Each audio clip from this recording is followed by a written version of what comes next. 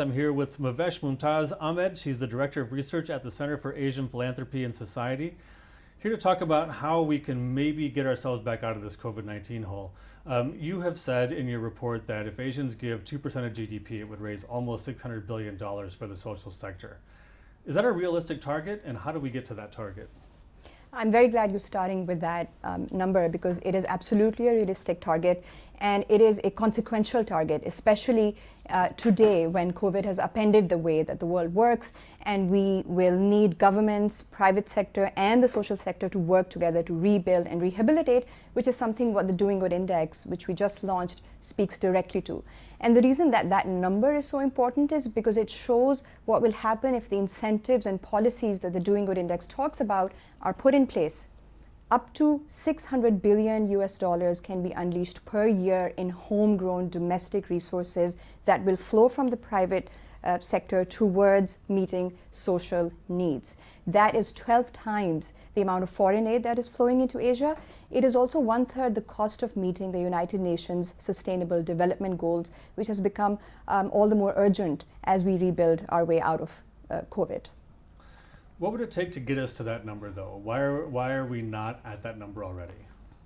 Well, it takes the public sector, the government, social sector, and the private sector working together. And we're seeing that already. We're seeing that in the response to COVID, where companies are working with nonprofits to deliver frontline healthcare services, where we are seeing governments utilizing the outreach of social sector organizations to deliver services to the ones that are most vulnerable and tend to get left behind.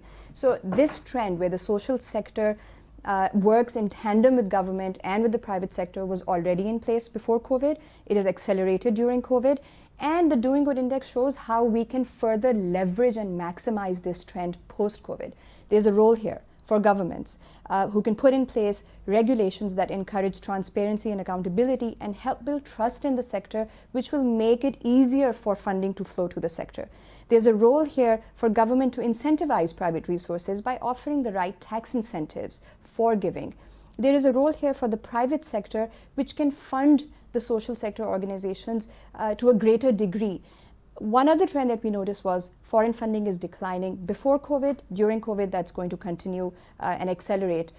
15% of an average social sector organization's budget comes from the corporate sector. That's one number that the corporate sector can absolutely try and push up. There's also a role here for the social sector itself in telling their stories better, in communicating the great work that they're doing in meeting frontline social needs, so that together all three institutions across all three of these groups in society can ensure that we come out of COVID stronger than before. So with these social organizations, why are corporations leaning on them? Why are they not just sort of doing this on their own with their own CSR projects? You know, why look to the social sector for all these solutions? I'm going to say something corny here, which is that Asia has a comparative advantage in comparative advantage. So every sector has a comparative advantage, or every organization has its own strengths that can be played to. And we've seen this in the COVID response, where community-based organizations have been the best positioned to deliver social services, but they need funding. That funding comes from the sector that is equipped to be able to deliver that, which is the corporate sector. Then they need the right laws and regulations within which to deliver that funding. That comes from government. So they're all working to their comparative advantage.